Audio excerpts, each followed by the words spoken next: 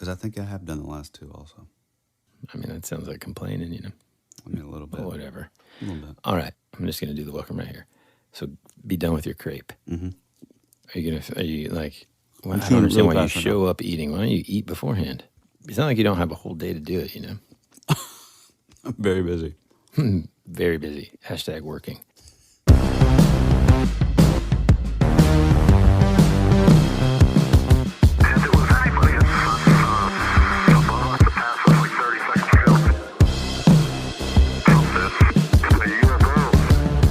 Howdy, folks. Welcome. That just didn't sound interjecting. Nope. Howdy, folks, and welcome. What?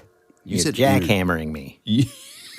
What did you say? You said that didn't sound interjecting enough. No, I said energetic enough. You did not. I'm questioning it now. I'm going to have to Go back. hear it on the playback. Yeah. You're jackhammering me. I don't know. Howdy, folks, and welcome back to another episode of your favorite podcast, That Would Be Rad. We're a podcast that majors in 80s and 90s nostalgia, comic culture, all things paranormal, and minors in retro video games, tabletop RPGs, pre-internet mysteries, and trying to raise our kids to be half as cool as we were back in the 80s. We're your hosts, Woody Brown. And Tyler Benz. Hey, man, what's going on? Hey, PL. You doing all right? One thing that I just thought of is us explaining to our D&D pals how if we use the word pup on each other. Oh, man. I actually explained this to Woodrow, or I tried to the other day. I said, you know, it's hilarious when you're best friends with somebody and you've been friends for so long that you know exactly how to make each other angry. Mm-hmm. And then to do it, but also laugh about it. Yeah. And he just was like, what? I don't understand. I said, you will one day. Well, what he's talking about is, this is just an example. So, and what's funny too is it's on a group text. It's like all of our D&D guys. So it's like me, Woody, Dan, Brad, Luke, Ellis. And so when Woody and I are like saying things to each other, I don't know even how they're perceiving it. But like, right. I know exactly what Woody's talking about. Mm-hmm. So I was pissed because it takes an act of Congress for me to get away from soccer, to be able to play D&D. Disrespectfully, I might add, and got COVID. Yeah, man. I mean, and it hit her hard, dude. I mean, not since the very beginning of it all did she. I mean, she was out for the count for like a week. But anyway, that night, I didn't know this. You know, I'm working all day. I get done. I'm texting with you guys. We're trying to line up how much pizza we're getting and all this kind of stuff. And I get out of my office and she's kind of looking weird and she's like, I just tested positive for COVID. Now, this is 10 minutes before everybody's supposed to get here. Almost, I'm literally walking out the door. Yeah. And so I'm like, oh no. And so all these different types of solutions are running through my head. Do we just, everybody walk around the house, go downstairs? And then I'm thinking, yeah, but she was down there yesterday. You know, do I have it? You know, I mean, hey, I don't know if you know this. Me and Ann, we're married. We sleep in the same bed. I thought you guys had the 2 bedrooms. No. I dated a girl whose parents had separate bedrooms. Yeah, my stepdad's parents had 2 bedrooms. I mean, they were old, so it was kind of a... Yeah. You can always tell when... Never mind. Anyways, so I text everybody, kind of left it up to them.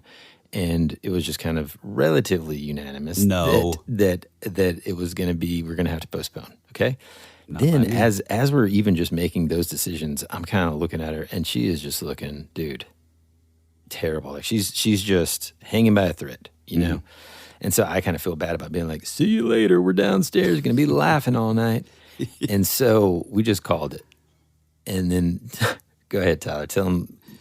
So I was pissed because I had already just got my kids and my wife out the door so that they could go have my youngest daughter, Elliot, which it's her first year in academy soccer. So it's kind of like a big deal, you know. It was her first like scrimmage practice. And so I'd got them out the door. I'd got all my stuff, you know, doing the thing, getting all of our stuff ready, literally like walking out the door. And you know, then Woody says, oh, guys, what are we going to do? I was a little upset at Brad and Luke for being such cowards by saying, we're just out. we're just gonna call it. We Yeah. can't afford to get sick. Me, I'm like, nah, man. Like we can go around, come in the basement. Although you didn't tell me that like she had just been in the basement. So Yeah. No, I mean, not just, but like, I just didn't think about that. yeah. And so, Hey, I know you didn't. so I'm like, hey man, like something along the lines of like, because I was just pissed because like I knew that I wouldn't make it to my daughter's scrimmage game, which I already felt bad for, like, because we had scheduled to play D&D, and it's like it's not very often that we get to do that, so it's like got to really do it in advance. So I was pissed off, and I was like, hey man, something along the lines of like, hey man, maybe we could just get like a little bit of a heads up first. I was just walking out the door. Yeah, and then I just write back, ha ha ha ha ha. Yeah. Hold on. Oh no! I said just right out the door. I get like, what sucks is now I'm missing my daughter's first scrimmage game. I'm gonna try to find the thread now. Oh yeah. No. My text back was, next time I'll plan for illness better. Ha ha ha ha ha ha ha ha. And that just sent me over the roof. Then you're like, I don't even know. I can't even find it now. But basically, you're like, yeah, the scrimmage or whatever. And I was like, it was like such a long pause in between conversation. And then I didn't answer anything. And I just came back with, pretty sure you can still make the scrimmage, bud. And I was like, well, the scrimmage was at 5, bud. Yeah. So it looks like I won't make it. It's 4:55 at this point, Yeah. Oh, man. Yeah, so they thought we were like at each other's throats, but we're just probably like mad in general, but then also like laughing our butts off later about it. But then immediately, probably within like 10 minutes, I'm like, in all seriousness, tell Ann that, like, we're praying for her. Yeah. And so they were probably, thanks. I imagine that these guys are just constantly kind of like, what is going on? Man, are they all right over there? Do they hate each other? Yeah. Is this also passive aggressive? Right. Yep. So we then had to explain to them the next time that we got together, guys, that's just how we joke around with each other. Yeah. Yeah. Anyway, last week, Tyler was the one that got to choose what we talked about. Mm-hmm. And this week. And let me say first. Okay. A lot of our fans have said that is the best topic that they've ever heard. Yeah. Well, I mean, dude, I loved it. Well, but mainly because I chose it. Oh, okay. Okay. Nice. Well, that kind of makes today's episode a little tough here because I actually found something. It was a case I had never heard of. Okay. I'm not real sure if Tyler has or not. He probably has. Okay, let's get serious. But when I said, hey, man, I found this thing, he said, don't tell me, just surprise me. And so that's what we're going to be doing. So the first time that Tyler's even hearing me talk about this in any way is right now, the same time that you listening are hearing it. Zero clue. None. Yep. You ready? Let's just dive in. Do it. The Tampa Bay bird people. Yeah, right. It is the Lubbock, Texas pigeon face. Okay. Dude, I thought you were serious there for a second. I was like, no, really? Is similar. All right. Imagine walking into an emergency room, treating a patient, and then suddenly the entire staff around you begins to faint. Some of them even convulsing. Others fleeing the room in panic. This isn't a scary movie. This really happened in California in 1994. Today, we're talking about Gloria Ramirez, remembered forever as the Toxic Woman of Riverside. I think I have heard this. All right. So picture this, man. It's a chilly Friday night, February 19th, 1994. Mm-hmm. Now, that's just a few days after Valentine's Day. It's 1994. For me, I can remember this pretty well. I'm pretty sure I bought some roses for the girl that I was dating back then. Wait, 94. What would that have been? I was in ninth grade. Well, I'd probably just been introduced to ninth grade. Oasis. You were a senior in college. Nope, ninth grade. But this takes place in Riverside, California, a small hospital emergency room that's seen its fair share of trauma cases. It's about 8 o'clock in the evening when the paramedics wheel in a woman who's clearly in bad shape. Her name is Gloria Ramirez. She's just 31 years old. She's a young mom, and unfortunately, she's already been dealt a rough hand. She is in the late stages of cervical cancer. The doctors and nurses rushed her side.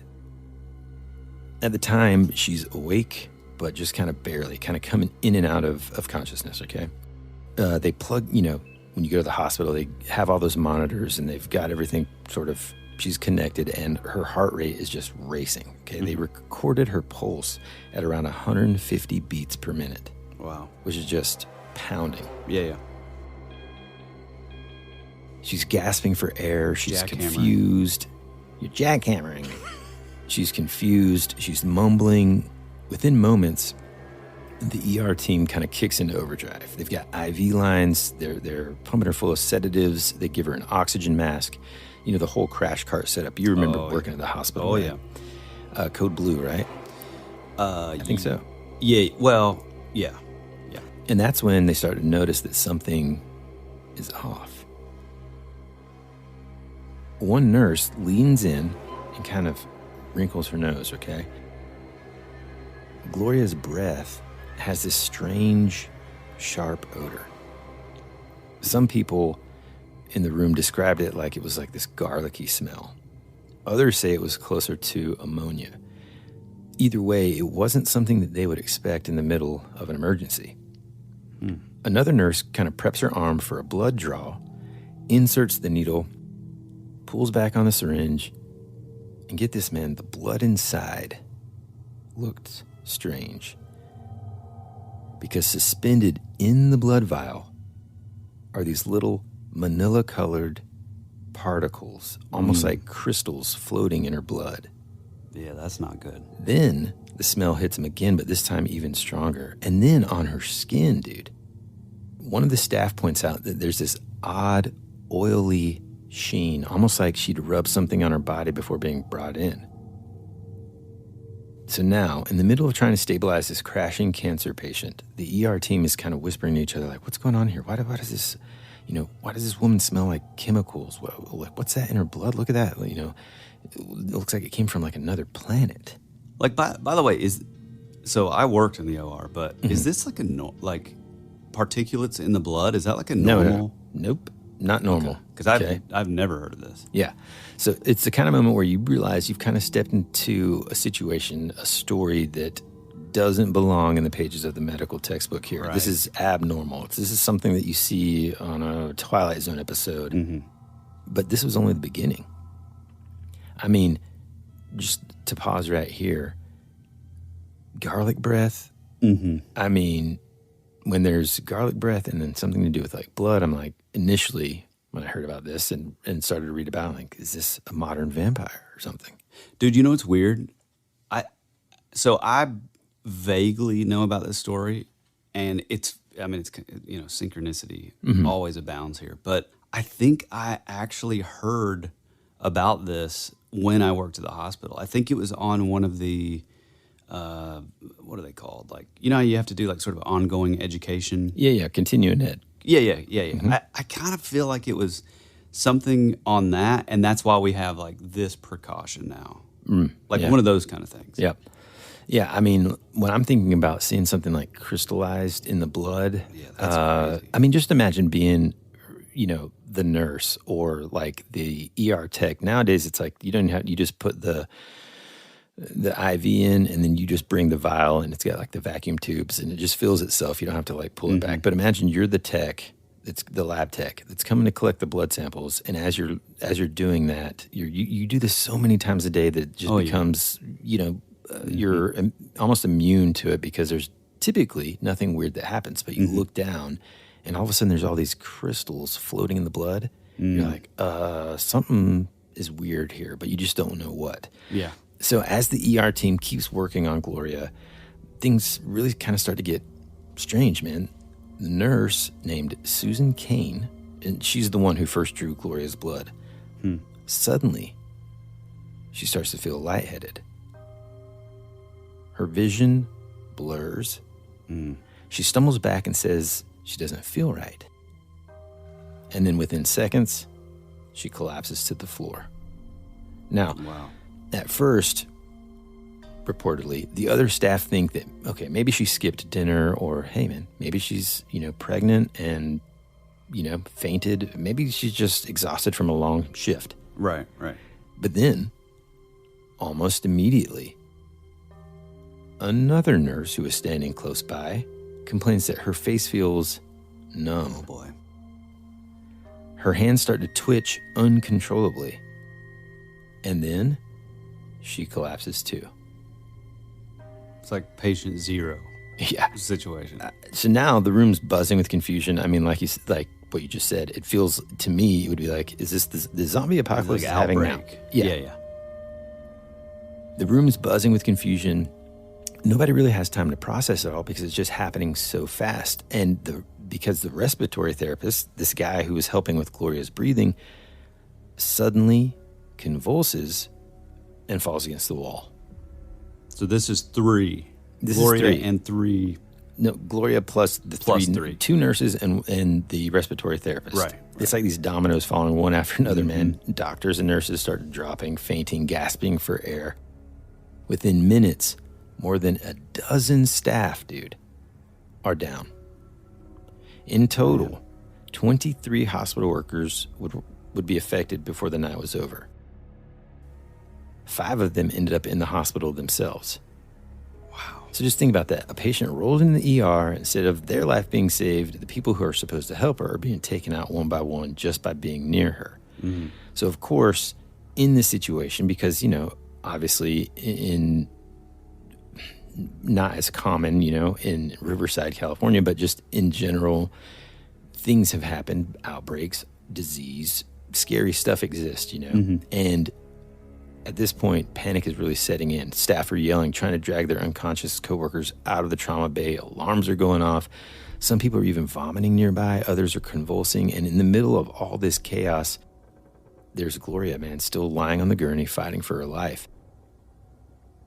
The ER supervisor makes the call that he says, evacuate the trauma room now. So he gets the staff out of there and sort of wheels some of their patients away as well. It's now 8:50 p.m., just about 45 minutes after she arrived, and they kept some staff there, like a skeleton crew in protective gear to still try to save her life. 8:50 p.m., she's pronounced dead. Wow. And then for the last few moments in that frenzied sort of half-empty ER, Gloria Ramirez, this is kind of sad actually, she dies almost completely alone while the rest of the hospital is trying to figure out what in the world's happening and poisoning him, And again, man, it's hard to imagine this scene and not think of not only just like every movie that we've ever seen that has to deal with zombies or contagions of any kind. It's just being put in their shoes again. When you're in an ER, when you're a nurse, when you're a doctor, when you're even just a tech, so much of your day is just repetitive. And it sounds, I don't know, maybe insensitive, probably. Maybe, I think if you haven't ever worked in a hospital, and Tyler did, I did as well on a different wing, but I still had to, transport patients into the medical side of things. And you just get so used to the typical patterns that happen day to day with humans and helping them, Well, I was in like the OR, so like for me it was like it was common for me to like take a box with like a leg in it to the lab, or taking like all kinds of biopsy like tissue, and here's an eyeball. So we would see like crazy stuff, and I kind of think like.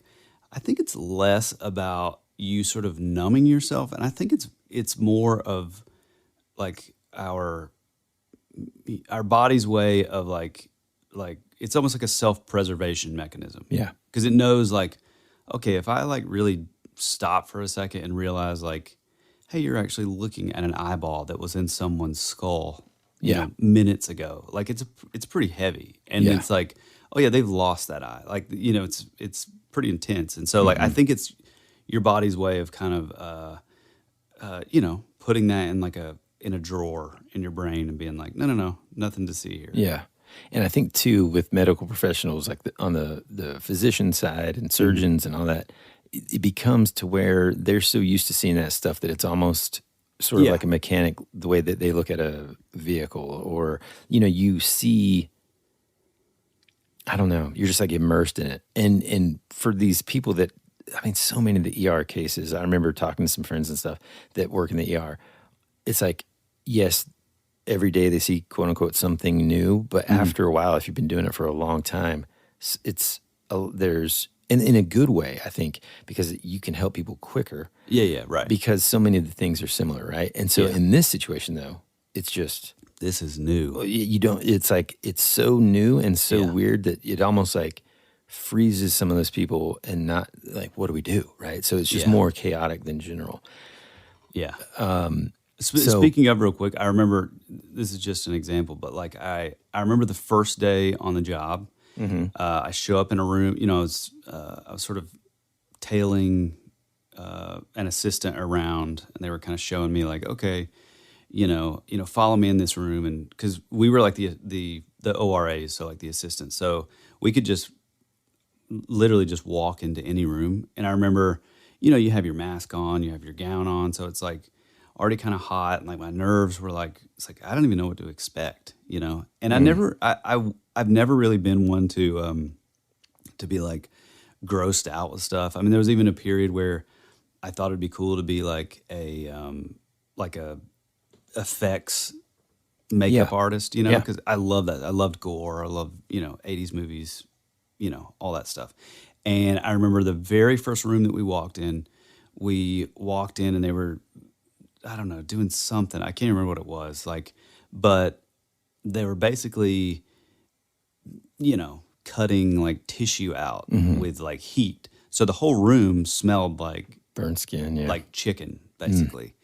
And I remember it was like what I was just saying. It's like that realization of like, this is someone's like human skin burning, but yet in this weird way, it smells like something that I enjoy eating, Yeah. And it was this weird kind of, and I had to like step out for a second, but that's the only time like that I worked there that I ever felt that like, I kind of feel this weird, like, am I going to faint? Is this too heavy on me? But then, a year later, it's like a joke, like, oh, there's the chicken again. Ugh, man. Yeah. Weird. Yeah. I never had that experience. Ugh. Yeah. No. I've had the experience of being, feeling faint when someone had like a really nasty wound and just kind of feeling not so great. But none of that. So what's interesting, okay. After these messages, we'll be right back. At Blinds.com, it's not just about window treatments. It's about you, your style, your space, your way. Whether you DIY or want the pros to handle it all, you'll have the confidence of knowing it's done right. From free expert design help to our 100% satisfaction guarantee, everything we do is made to fit your life and your windows. Because at Blinds.com, the only thing we treat better than windows is you. Shop Blinds.com Labor Day Mega Sale happening now. Save up to 50% site-wide plus a free measure. Rules and restrictions may apply. This episode is brought to you by Progressive Insurance. Do you ever find yourself playing the budgeting game? Well, with the Name Your Price tool from Progressive, you can find options that fit your budget and potentially lower your bills. Try it at Progressive.com. Progressive Casualty Insurance Company and Affiliates. Price and coverage match limited by state law. Not available in all states. At Sierra, discover great deals on top brand workout gear, like high-quality walking shoes, which might lead to another discovery. 40,000 steps, baby! Who's on top now, Karen? You've taken the office step challenge a step too far. Don't worry, though. Sierra also has yoga gear. It might be a good place to find your zen. Discover top brands at unexpectedly low prices. Sierra, let's get moving. Prime delivery is fast. How fast are we talking? We're talking puzzle toys and lickpad delivered so fast you can get this puppy under control fast. We're talking chew toys at your door without really waiting fast. Pee pads, cooling mat, and peg hammer fast and fast. And there's training TREATS faster than you can say sit fast. And now we can all relax and order these matching hoodies to get cozy and cute fast. Fast, free delivery. It's on Prime.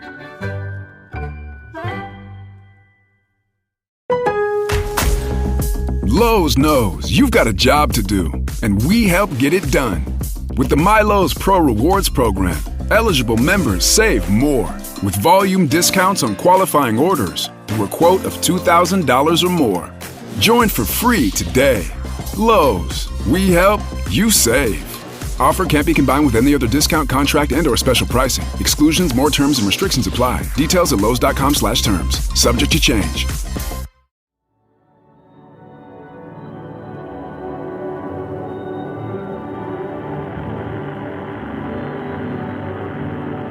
There's something out there waiting for us. And it ain't no man.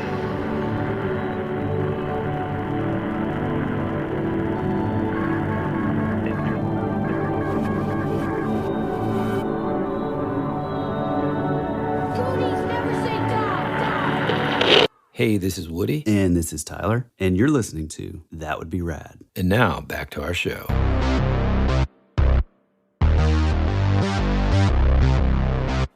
After the chaos here at Riverside General, investigators had to kind of figure out, all right, what the heck just happened? How does a single patient not walk into the ER, but get wheeled into the ER and somehow make 23 trained medical professionals collapse? Because like you said, it's feasible to think one or two of them might have had, this is their first, hey, welcome to Riverside. Right. You know? Mm-hmm.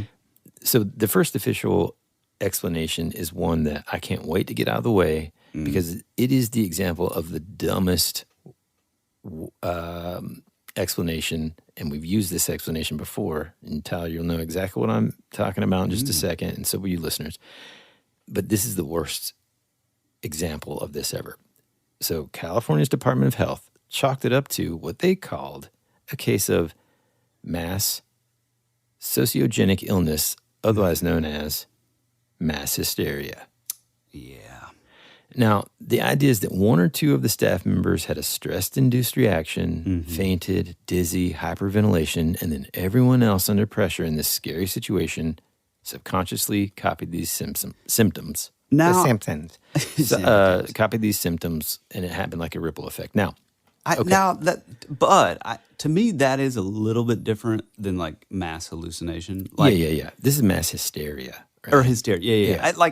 I can kind of get behind this. Yes, but I'm just saying, yes. Not like here's where I can get by, people. because I think you and I both can relate to this in the sense that someone says, oh man, we talked about this the other night at D&D. The sickness Oh thing. man, someone says, I have a sore throat. 5 seconds later, I'm like, oh man, I think I got a sore throat. Dude. I'm like swallowing slow, making sure everything's okay. My wife hates it so much. Is that like a guy thing, dude? Because yes. My wife, like, she sends me these memes all the time of, man, can I just be sick by myself for once, Yeah. Because no joke, I'm like, oh man, I knew I felt like something. Yeah, it's like the second she says my throat's hurting, the next swallow that I have, I'm like, the most painful thing. And it's like, how did I have shards of glass in my throat? Oh, me too. Actually, yeah, my joints ache also. It's like you have to like one up. Right.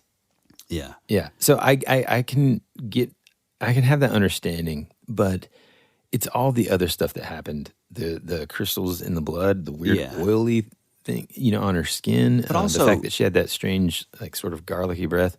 And so I can get why some people, a few, one or two 20. feel weird, and it's like, whoa, I feel kind of dizzy too. Right. 23 convulsions. Yeah. Okay. I mean, but the thing that I believe is more vomiting, losing for losing consciousness for hours. Yeah, no, that's crazy. I mean, my thing is like, if you see somebody pass out and then you see like somebody else pass out or somebody else vomit, it's like, oh no, like, am I like, is this patient zero? Like, yes, I could get freaked out. Yeah, true. Yeah, I can get that. And even like you see someone else vomit, some people are really sensitive to that and they get immediately, sick. Yeah. Some researchers believe that Gloria Ramirez had been using, here's what happened. People did some tests, okay?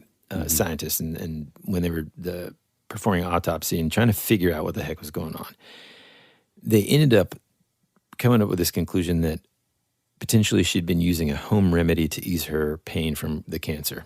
And the home remedy was it's called dimethyl sulfoxide, or DMSO, okay? It's a solvent you can actually buy over the counter. Well, back in the day you could. And it gained kind of this underground popularity as like a cure-all for muscle and joint pain. So, people would rub it on their skin. It smells a little bit like garlic, which, remember, the staff said that, they kind of smelled that. Plus, it sort of makes sense in terms of, it looking like maybe her skin was like oily or something. Mm-hmm. But here's where the science gets kind of weird. In theory, under the right conditions, DMSO, or dimethyl sulfoxide, in the body can oxidize into what's called dimethyl sulfone. Now, what the difference between those two molecules, okay, is just one oxygen molecule. And when that happens, when that oxidation occurs and it adds that oxygen molecule, the compound can then crystallize at room temperature, which might explain those weird particles floating around in her blood. And so some chemists argued that even under more stress, like high oxygen levels in an ER or the shock of the electric defibrillator, the dimethyl sulfone could transform again into dimethyl sulfate. And dimethyl sulfate is super nasty, super toxic, highly volatile. It can cause convulsions, nausea, and collapsing. So wait, you're saying the defibrillator? So here's kind of the theory, all right? So first, she's got this stuff all over her skin and stuff. So it's kind of like absorbed into her skin probably before, so it's in her system. So it's like a topical. Yeah. Then she's got it, reapplied. Maybe she's just like reapplying it all the time. She starts to feel weird, and I think maybe she just feels bad because she's got cancer, man, and it's just terrible. Yeah. And then when they got her in the ER and applied like the oxygen mask. Now, this is, again, theories that I read of how this could have happened. I don't know if it's the official take, but breathing in that high percentage of oxygen like they give you in the hospital caused some of that to oxidize into dimethyl sulfone, which caused those crystals. And then when they shocked her with the defibrillator, then it caused that to transform into dimethyl sulfate. So it's almost like it just activated. Yeah. And then that's what caused that, maybe toxic gas to be admitted in the room, which caused those people to, Now, what was it? Was it the point of it like heating up, or like what did the pads actually do? I think they shocked her. Shocked her, but did it like make her body temperature raise, and then that? No, it's just that electricity caused the chemical reaction. Now, again, this is the theory. Some scientists say that the chemistry doesn't really check out, that the body actually couldn't sustain that transformation. Some say it's more likely a hospital contamination issue where they, sterilize their chemicals mixing in the wrong way. I don't know. Some people, like us, would lean into the folklore and the paranormal. They say that Gloria may have become a modern day, Typhoid Mary, or others say some radiation victims in the aftermath of, let's say, Chernobyl or something like that, have like these toxic body experiences where they come into a place and their very presence just kind of makes others collapse. Something interesting about this is, the official explanation kind of really never satisfied everyone. Even today, 30 years later, of course, we're talking about it now, but it also made me kind of look into, all right, so that I can kind of wrap my head around mass hysteria cases, what are some examples of that, some brief examples? Can I tell you my favorite? Yeah, go ahead.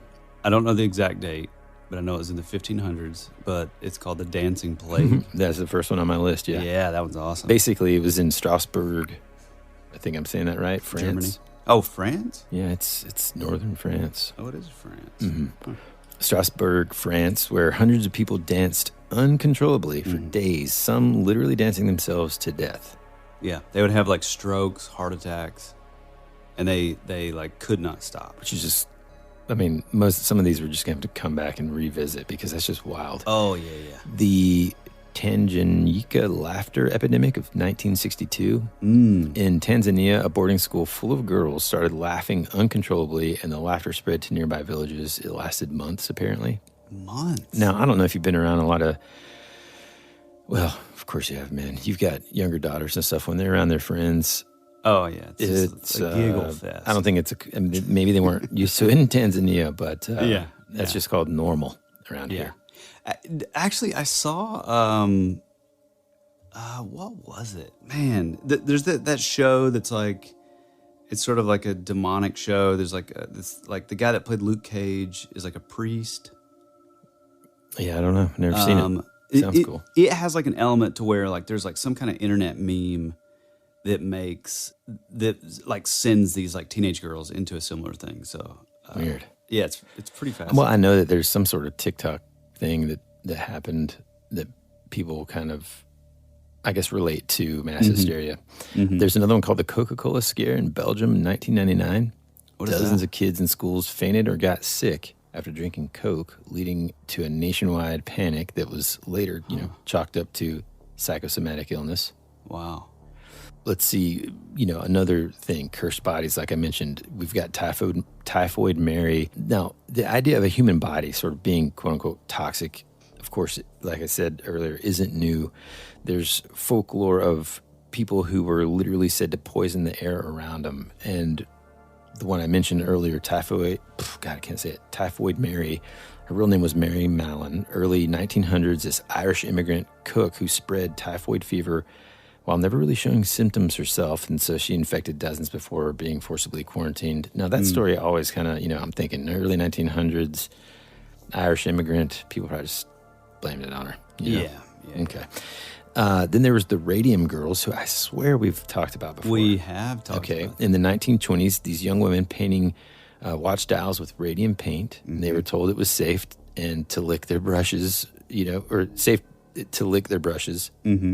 And then their bones and stuff, like they were glowing in the dark, basically, because their bodies had become radioactive. Which, that's a thing with, actually, I don't know if it's like an urban legend or not, but I think Van Gogh suffered from, I think it was like lead poisoning kind of thing. But they believe that, like, because, I mean, kind of went nuts, right? Yeah, it kind of like makes you crazy. But I mean, I do that with my brushes. But yeah, I mean, you do get crazy. You blame me for my wife gets coke. Little heads up, man. Yeah.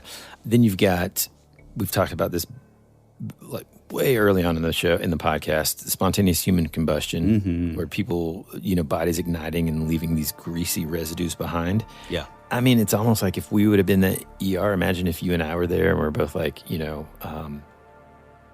working and helping, and all of a sudden, this like the greasy, oily thing about her skin would have been like, Yeah. And then also, it would have been hard for me not to think, is this some sort of like, even in the 90s, man, nowadays, more, I think I'd be quicker to even come to this conclusion nowadays, but even in the 90s, I think we would have thought, is this some sort of like bioweapon?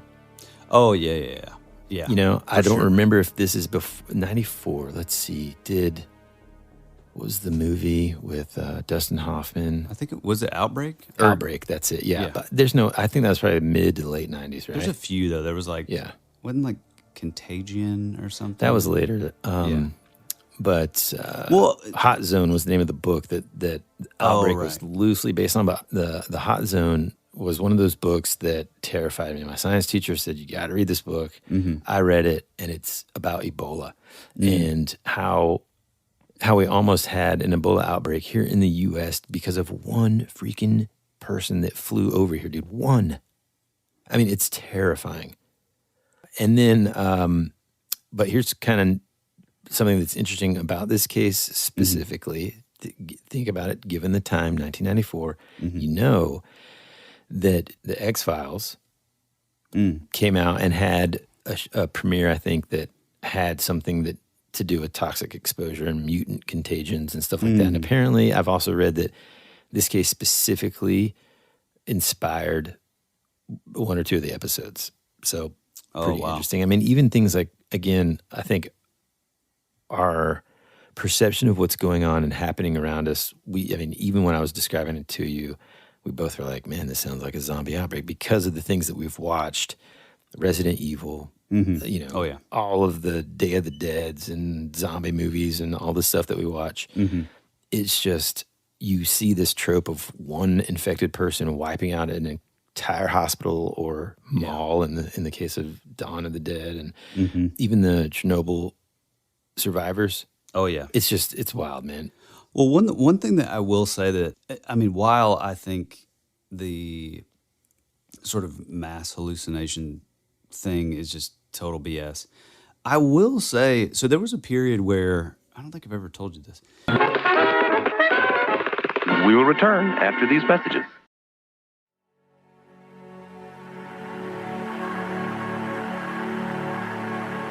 It's a pretty cool place if you're a Martian. Or a vampire. You think you really know what's happening around here, don't you? Is anyone out there? We're fighters for truth, justice, and the American way. Hey, this is Woody. And this is Tyler. And you're listening to That Would Be Rad. And now, back to our show.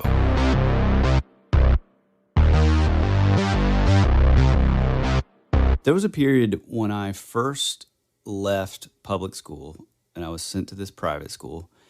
And for, I don't know, I nerves, whatever. But it was like, I started diarrhea. Well, no. Well, I mean, sort of, but not really. Like, I started getting these like crazy, like stabbing, like stomach pains. And this was like maybe the first day, right? Yeah. Keep in mind, I did not want to go. I was made to go to this school. It was like a whole thing. But I ended up getting these like intense like stomach cramps. And it wasn't, like what you were saying, it wasn't diarrhea, it wasn't nausea, it wasn't anything. It was just, it felt like somebody was like stabbing me with a knife. And what was weird is like, then for the following like 3, 4, 5 days, like every day that I would go to school, I would show up at the school and I would suddenly start getting these like crazy, like pains in my stomach. And I think eventually, like, I called my mom and, like, she picked me up. And it was, like, the second I was gone, or the second that I, like, pulled out of the school, it just went away. And so I am of the belief that, like, there is, like, a component of, like, something that's, psychosomatic, or the placebo / like, nocebo. I think our minds are very, very powerful. And for sure. Totally conjure this stuff. However, for sure. And so going back to like the dancing plague, it's like one of my favorite stories. It's so bizarre, so weird. And they ended up finding out that it was, I think it's called ergotism, ERGOTISM. And so it was like something that was like in the wheat or like in the rye, like the bread. Man. Like a fungus type thing.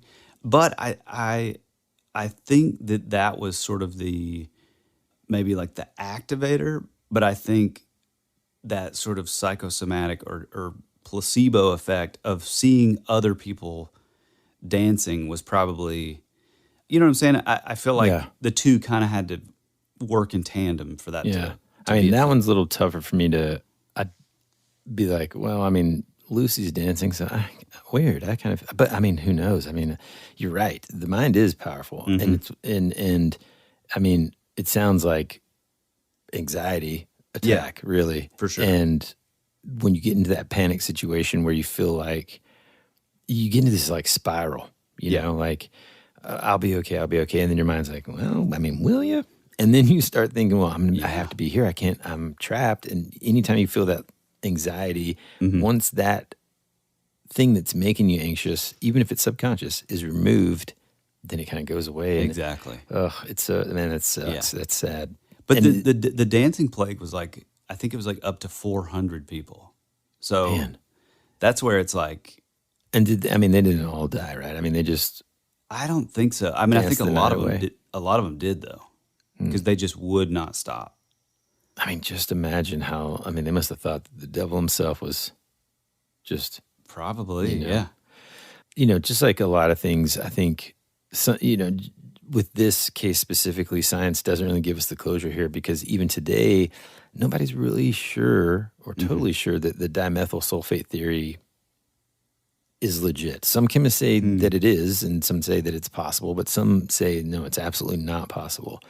And it's kind of like just leaves this case sort of dangling in this really weird way. Wow. By the time the dust settled at Riverside General, Gloria, had passed away, declared dead 45 minutes after she'd arrived. And the headlines, man, were sort of brutal. Almost overnight, she became known as the Toxic Lady or the Toxic Woman of Riverside. I mean, that's what this episode's called. That's terrible. Even. And, it makes for a catchy front page, but I mean, just imagine being her family, She was 31. Struggling, mother, fighting cancer, dude. Yeah. She's a sister, a daughter. She's got little children. So it's just, it's pretty sad. Yeah. But, this medical mystery, before I make myself, sad for even bringing the whole topic in. Pretty inconsiderate. Yeah. It's like there's something about this story that kind of taps into something bigger than it being about one person, really. It's about how, strange things can happen that are unknown and unexplainable. I think that there are, there's another one that I just thought about, I forgot to mention earlier, about the toxic human thing. It reminds me of, do you remember I'd say mid-2000s, this guy, he was like a Russian defector. I think his name was Alexander Litvinenko. Here we go. He's a Russian guy. Litvinenko. Nope. He's a Russian guy. Okay. And he was poisoned with this stuff called polonium-210. And his body was literally emitting radioactive. Yes, detectable radiation. Wow. And what he was like this former secret agent who then defected to the UK and became this fierce critic of Putin's government. And then in November of 2006, all of a sudden he fell suddenly gravely ill. Wow. And had all these mysterious symptoms. And then it was later revealed that he was poisoned with this radioactive element. And he basically had this really kind of agonizing decline and stuff, drastic physical deterioration and stuff. I remember the way I even knew about him was there was some, strange history or some page like that showed this guy's face. I'm like, what in the world is this? And it told this story. And I wrote it down a long time ago. But in terms of folklore parallels, when I was thinking about it, it kind of reminds me of, a couple of things. Not even just folklore, but let's take it to the rad strangeness side. Mm-hmm.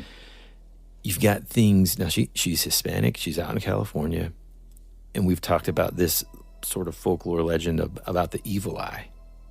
This is a belief that goes back thousands and thousands of years. Yeah. And put simply, it's this, that certain people have a gaze that is so powerful, it can cause illness, misfortune, and even death. Not by casting spells or waving, a wand, but just looking at you the wrong way. Mm-hmm. This is true in parts of the Mediterranean, North Africa, Middle East. The quote-unquote evil eye was blamed for everything from sick children to withering crops.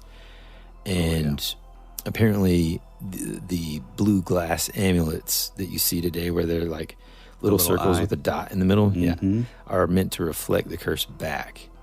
Oh, interesting. Yeah. And then there's this idea of the cursed touch where, belief that some people's bodies in medieval Europe and stuff, where witches whose skin oil, they had these skin oils that would basically rot your flesh if you touched them, or kings carried this divine healing touch that could cure disease. And there's all these old things that appear in folklore that are kind of reminiscent of this case.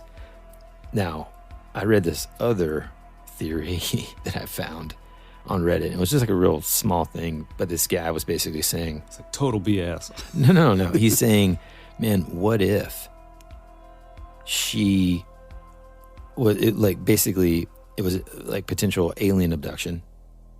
They kind of drop her back off, and that's why she's all like oily and smelling weird, and has all these chemicals in the blood, crystals in her blood, stuff like that. Yeah, I mean that's pretty interesting. Maybe she was a time traveler, and this is what happens when you time travel. That's what happens every time. Or she was just covered in witch's salve, like what you're talking about. Yeah. Yeah, it's interesting to me that, because when I remember hearing about it, I don't think it gave the option of it, of some people theorizing that it was like just total, like, garbage, like it wasn't, totally, true. Like, oh, we know exactly, like, that it's from this particular chemical and da da da da. And so that is weird that, like, there are some scientists saying, yeah, that's impossible. That's not even a thing. Yeah, and I didn't look too hard it does seem a little on the far-fetched side of, I don't know, in a way of like, well, they use the pads to shock her, and then that's what caused. But I mean, at the same time, man, things can cause chemical reactions. Yeah. I don't know. It's weird. Yeah. I do think that I have heard of like some, this is kind of more on the folklore side, but I have heard of this, like, these like healing salves and stuff. Do you say salves or salves? Salves? Is the L silent? Salvas is. Salves. But I have heard of these. Cream. Cream. Fancy creams and lotions. Free creams and lotions.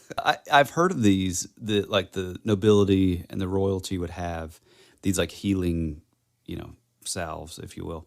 And I've often wondered, like, is this some sort of, Saint Germain, like, alchemical magic, elixir kind of stuff? Or is it more of like a nocebo effect, to where it's like, say you're in this nobility, say you're like a prince and your dad is like the king of this, wealthy kingdom, and it's, you have everything you could ever ask for. And that if I go out in the woods and, I get hurt, or I get, stung by a wasp, or I get like, gravely ill, my dad has this magic elixir that I can take, or that I can, apply on my body that will make it completely better. I do wonder if, especially with those minds like back then, but like back in the day, that were limited in their scope of, obviously like medicine and how all that stuff kind of works. Like, was there the possibility that like the nocebo effect could be like 1,000 times stronger back then than now? It's almost like, because we have an abundance of information, we can just Google stuff and whatever. It's like we now have a deficit of faith. Whereas back then, they didn't have this abundance of knowledge. And so it was, everything they were doing relied on like a type of faith. And so, you know what I'm saying? It's like, maybe it was this magical, king's, whatever ointment, and it truly would like completely heal your body. It's just me and Tyler going back in time and being like, here, let me show you what Neosporin can do. Right. Yeah. Yeah, it wouldn't take, it's sort of like, what's the show my wife was watching? It's like Scotland-based. Outlander. Outlander, right? For some reason, she's just like a nurse. I knew it. But she seems like at one point when she goes back in time, they want to try her for witchcraft because she actually knows medicine. You know what I mean? Right. And so, I don't know. I mentioned the alien abduction thing because it did, some of the things I jotted down, it kind of reminded me of, so Betty and Barney Hill. Mm-hmm. This is 1961. I'm sure we've talked about them, but I don't think we've done a whole episode. Which, by the way, real quick before we move to Betty and Barney, we need to be better at organizing, cataloging. God, do we ever? Mm-hmm. No, before we move on, another little bit of synchronicity. Outlander actually has the Comte de Saint Germain in it. Thank you. Mm-hmm. So Betty and Barney Hill, after describing their abduction experience, Betty did describe this strong chemical smell on her clothes. And, Barney had some strange scuffing on his shoes from like an unknown substance. In other, cases, abductees have kind of woken up with a sticky, oily residue on their skin. Remember, there's like the oily sheen, I think near the Flatwoods Monster. Oh, right. And there is sort of like, especially in that one, it's more, you can kind of visualize it more mechanically. Mm-hmm. But still, like there's always like some sort of something. Now, in terms of physical symptoms, people often describe headaches, dizziness, nausea. Travis Walton, for example, most famously known from A Fire in the Sky. After being struck by that beam of light and taken, he was found 5 days later very weak, dehydrated, disoriented. Witnesses reported his skin looking odd and having a lingering chemical-like odor on his clothes. Wow. Some abductees have reported burns on the skin, rashes, or even crystalline marks left on the body. A common like smell is like the smell of like ozone. So that could account for that sort of almost like otherworldly, chemical, artificial kind of thing. Yep. 2 women and a child exposed to a UFO in Texas in 1980. Oh, we covered that one. Well, no, this one's the Cash Landrum incident. Did we talk about that? No, I know the case, and it's pretty bad. It's like straight up radiation. Yeah. Suffered from burns, nausea, and long-term health problems, radiation poisoning, essentially. Yeah. Their car was left with a strange residue. And I believe this is the one where kind of a beam of light came down, and it like melted the dash. Oh, yes. Pretty That's wild. actually, I feel like that's happened in a couple different ones. I think we Maybe. talked about one in like Brazil or something where the guy's car, like all the electronics are completely melted. In South America, some encounters with glowing beings and stuff sometimes left witnesses fainting or ill, as the entities themselves were thought to maybe be emitting a toxic energy. We talked about the what's the one? Not when they were in the woods and they made the guy pass out up in the tree. Oh my gosh, why is it that we have such a hard time remembering this guy? I always want to say Charlie Red Star, but it's not at all that. Cisco Grove, that's the one. Yeah. Which, by the way, the Charlie Red Star case it's like a real case. It's like I just love the name, dude. yeah. It sounds like somebody that would be like that's a G.I. Joe name. Well, it's also semi-racist because I think of the guy having a bow and arrow. Oh yeah, and it just immediately makes me give him a Native American name. Yeah. I feel like is he not? I don't know that he is, but Red Star has to be a freaking Native American name. Yeah, it's got to be. I mean, when you have a name like Charlie and then it's Red Star is your last name, you're like a G.I. Joe character. You're the bad A G.I. Joe like scout in the 80s, and like that would have been the one that I wanted. Like, yeah. Although I picture like Tunnel Rat, which is like, oh, dude, that was my favorite G.I. Joe. He was my favorite too. Yeah. Dude. Yeah, but I want this guy to look more like, what was that show, the cartoon where like they were like in space and they were cowboys? Oh, Brave Star. Yes. Now that is racist. You get a little too on the nose there. I mean, boy, howdy, they really went for it back then, didn't they? Yeah. Okay, so basically this case kind of fascinated me on multiple levels.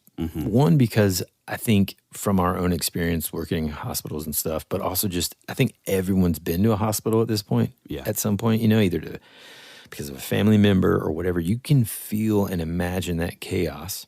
Yeah. You can imagine how unique and terrifying it must have been for these people. You can also imagine like how sad it was for Gloria's family and stuff, and then just not ever getting that answer. Here we are. I mean, that was in 94, man. I do wonder though, if they did like radiation testing on her. I mean, I'm sure they had to. Yeah, I didn't read anything about that, but it's like they must have, but because they went into depth with all of these theories, like the other stuff. Yeah. But this does feel like radiation poisoning. Yep. Like coming out of her breath. And they say there's things that they say, if somebody's going through chemo and stuff.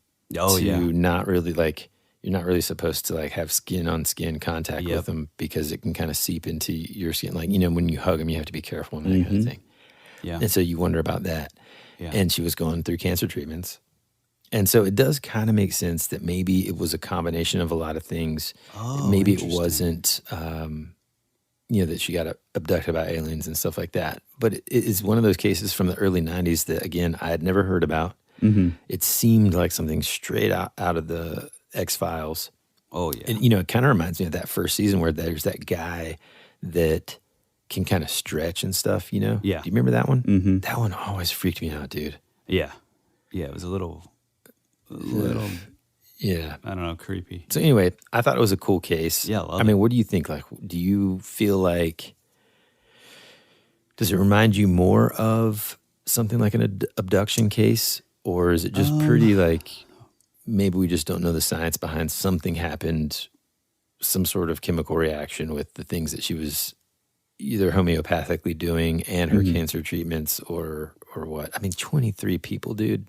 Yeah, see, that's just where it don't gets weird because, and I don't know. Also, like, so I think originally when you were talking about her taking this, you know, whatever it was, whatever the topical stuff was, I thought you were saying that like she was like consuming it, and so it was like, which is kind of, now it has me kind of thinking, I wonder if I'm thinking of like another case.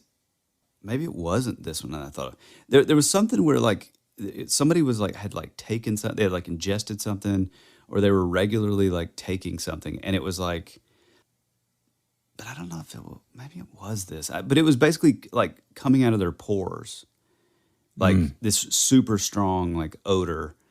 But I think, you know, a very similar situation if this isn't the one that I'm thinking about. But I don't know if it's just like a topical thing she was doing. I mean, maybe mixed with like the chemo or like radiation.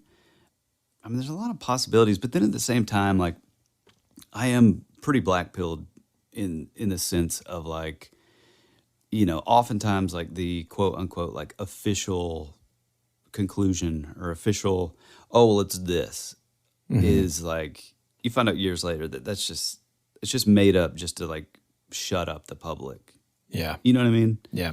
So like, yeah, I don't know. It is interesting that you said that there's other professionals that are like, no, that's not even a thing. That doesn't exist. Yeah, no. And like it sucks because like you can kind of see, put yourself in the position of somebody of authority and you want to like keep from mass, like an actual mass hysteria. Right. Where people are just like, you know, because I was, you know, right now I'm reading the book. Oh God, I don't even know. It's by the guy that wrote The Martian, and it's going to be the new one is Project Hail Mary, and there's going to be a movie and everything. And it's so good. It really, really is. That's the one with Ryan Gosling? Yeah. But in the book, he's talking about this experiment that was done. And again, I didn't stop what I was doing in the book and look it up to see if it was real. But this experiment where people were, I think, I don't even know if it was the Soviets or China or a competing space program was trying to figure out, like, forget the moon, man, let's go to Mars. Well, what happens to people if they're in seclusion for X amount of time, or especially, you know, for that amount of time to get to Mars, what would happen? And in the sort of thought experiment and stuff, or in the experimentation that they did, they found that people would just start to tear each other apart, basically. When they're in confinement for that long of amount of time, seemingly so far away from, let's say, Earth, that it just goes bad, you know? Yeah. And why did I start talking about that? Mass hysteria. So basically, like, you're in that position where, you know, mathematically, the probability that people are just going to go nuts and fend for themselves and just go ballistic and turn animalistic, you know, is pretty high. You know, it's like on one side, hey, I want to know what the heck's going on. Yeah. And then on the other side, you're like, at the same time, it's the red pill and blue pill. I don't remember what the black pill is. Well, black pill is wherever you give up and you're totally convinced that everybody is lying to you. Okay. It's all conspiracy. Okay. And we were cooked from the beginning. Okay. Well, I'm not that, but I don't know which one I would prefer, man. You know, in a lot of situations, I would say I'd like to just know the truth so that I could try to escape it. But would you be better off just sort of blissfully being ignorant and just enjoying life, or trying to? The thing that I think about is I'm already anxious about a lot of stuff, so I might as well know the truth, okay? Yeah. I don't know. I mean, knowing the stuff about like the, you know, some of the examples you brought up with like the dancing plague and then like the laughing thing, it's like, there is like a social component to this. And, like I said, my own story about like when I, first got transferred to this like new school that I didn't want to be in, I was like super anxious.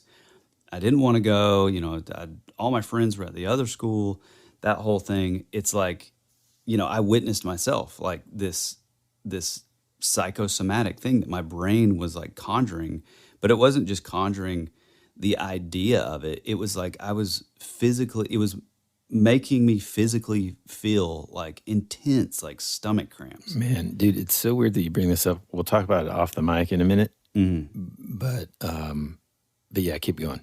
But no, since I've experienced, and I think that if I hadn't experienced that, I may have like had a lot of doubt if I would have heard someone else say this. Like I mean, I know the mind is powerful, and like there's definitely something to the placebo effect. I mean, you even look into there's a lot of like FOIA like CIA documents that talk about this. It gets into like it starts to sort of merge a little into like psi territory and like psionic abilities and stuff like that. But it's like your mind really is powerful, and like there's like little things that you can do to like trick your mind that'll just totally make pain go away and stuff like that.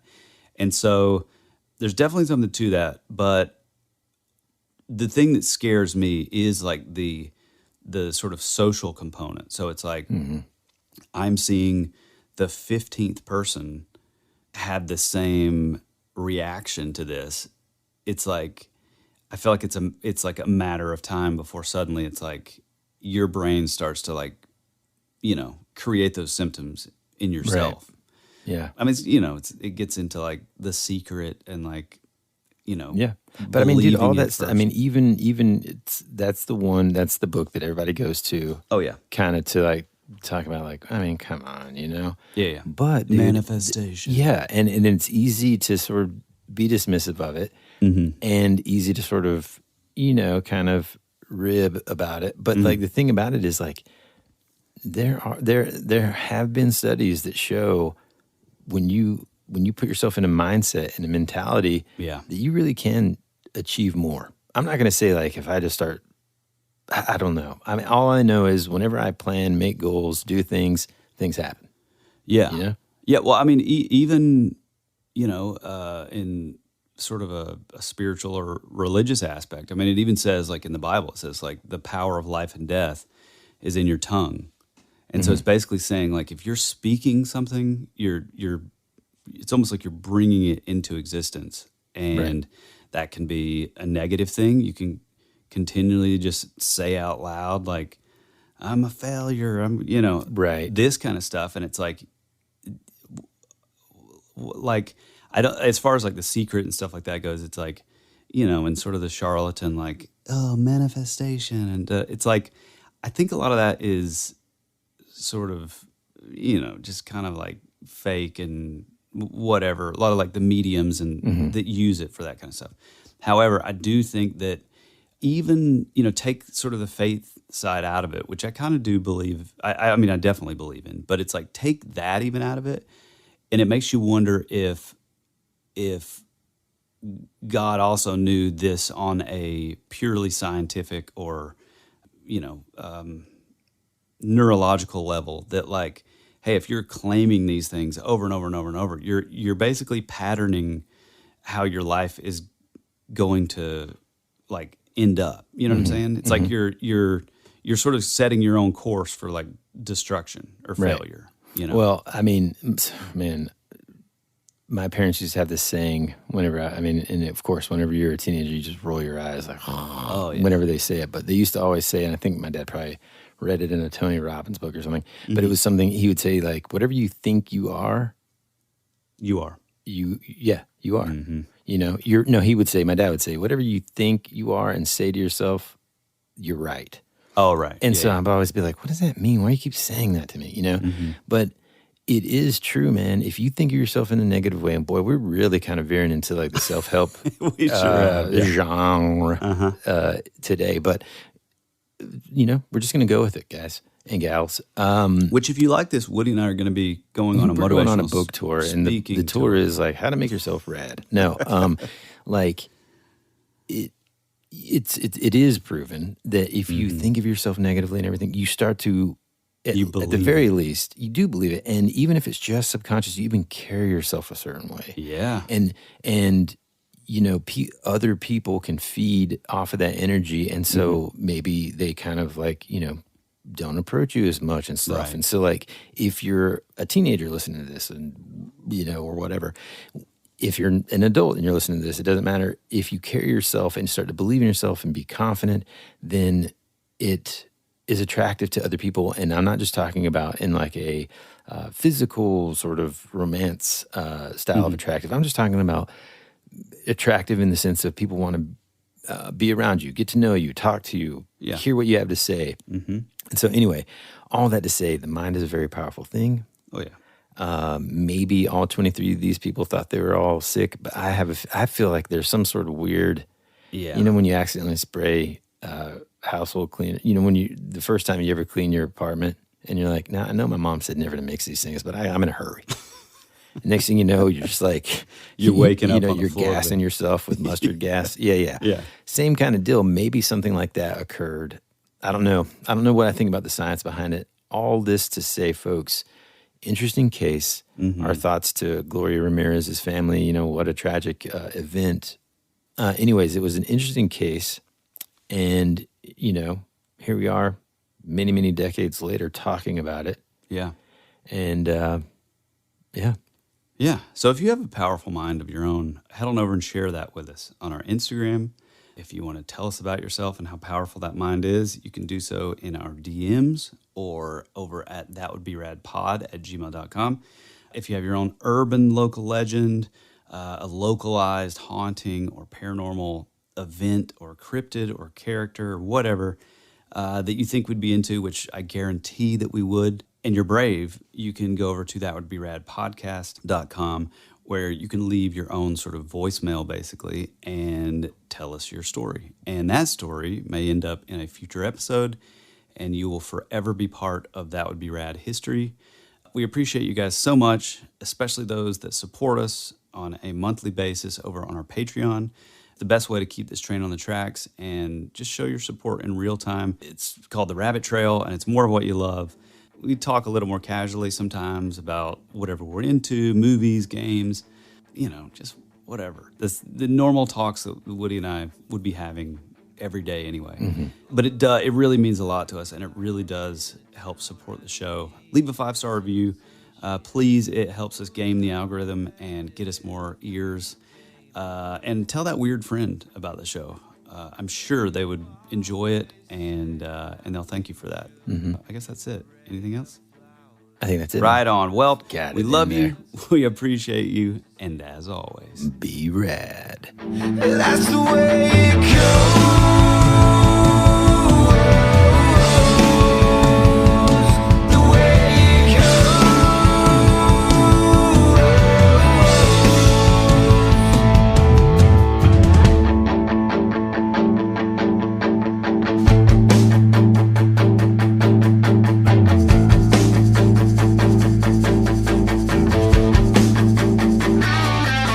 You're my favorite song on the radio.